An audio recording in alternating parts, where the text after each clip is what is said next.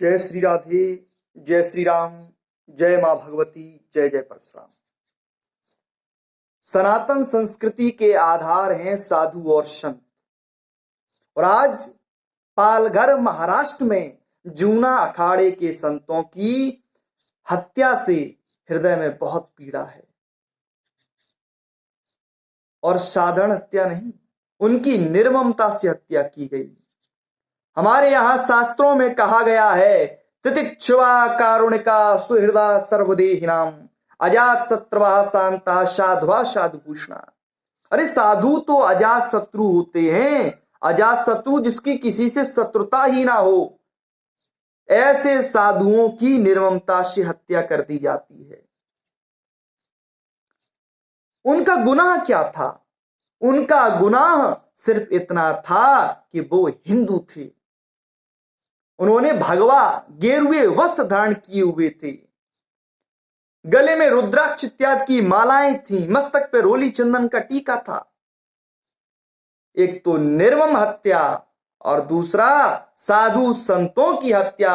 ये कुकृत्य कौन कर सकता है, ये सारा देश जानता है, ये बताने की आवश्यकता नहीं है।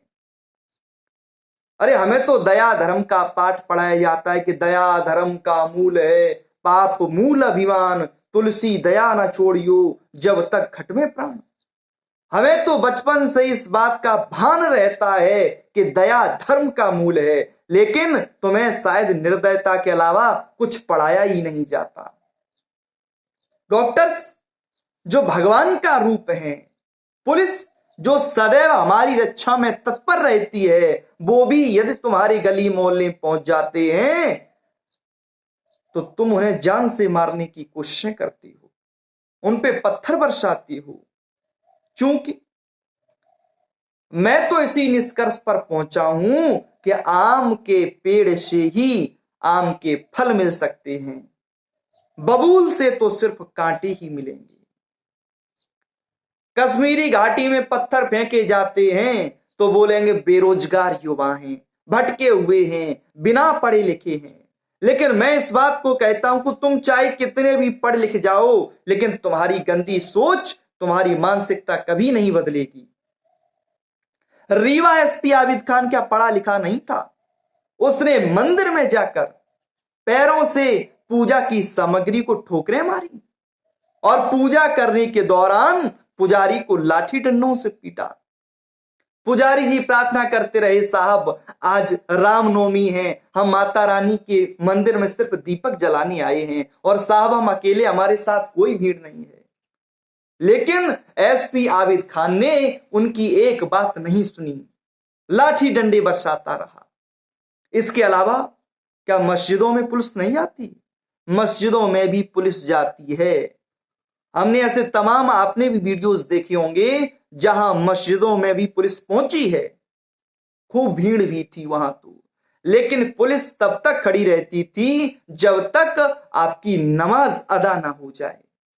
नमाज अदा होने के बाद ही पुलिस उन पर कार्रवाई करती थी। लेकिन एक बात का सदैव स्मरण रहे, जिन साधु संतों को तुम सिर्फ माला जपते देखते हो, वो भाला चलाना भी जानते हैं। यदि हमारी बात का विश्वास ना हो तो इतिहास उठाकर देख लेना।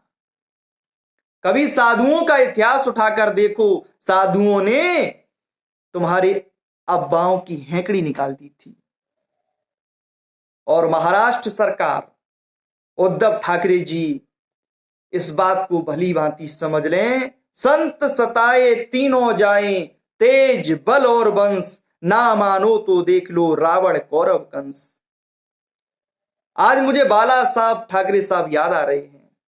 बाला साहब ठाकरे आज यदि हमारे बीच में होते तो ये हैवान ऐसा कुकृत्य करने का विचार भी नहीं करते, और गलती से ऐसा कुकृत्य हो भी जाता तो अभी तक उसका इंसाफ हो गया होता। आज आपकी सरकार है ठाकरे जी, आपका दायित्व बनता है कि इनमें से मुख्य दोषियों को फांसी की सजा हो और उनके जो सहयोगी दोषी हैं उन्हें उम्र कैद की सजा दिलाई जाए। यदि आप ऐसा नहीं करते तो साधु संत आपको कदापि क्षमा नहीं करेंगे और आप अपनी कुर्सी नहीं बचा पाएंगे। कुर्सी बचाना भारी पड़ेगा आपको।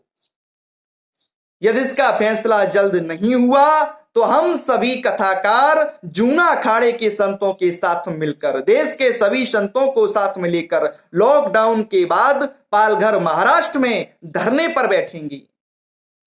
हम सहनशील हैं, सब सहते आए हैं, सहते भी रहे हैं, सह रहे हैं अभी तक, लेकिन हमारे साधु संतों की हत्या, उनका अपमान, ये असहनीय है।